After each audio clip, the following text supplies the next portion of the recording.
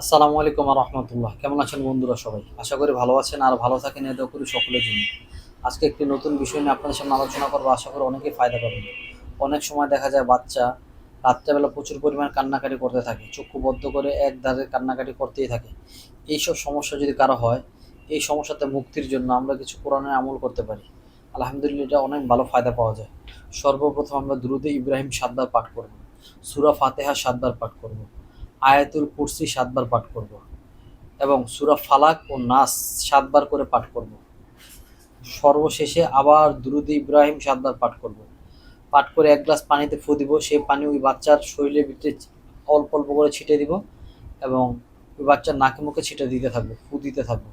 আশা করা যায় আলহামদুলিল্লাহ কয়েকবার যদি এরকম করা হয়, ২ বার, ৩ বার, ৭ বার, আশা করা যায় আলহামদুলিল্লাহ এই সমস্যা থেকে আল্লাহ তাকে মুক্তি দান করবেন। আজকে এই পর্যন্তই। অন্য কোনো দিন অন্য কোনো বিষয় নিয়ে আপনাদের সামনে আলোচনা করা হবে। আসসালামু আলাইকুম ওয়া রাহমাতুল্লাহ।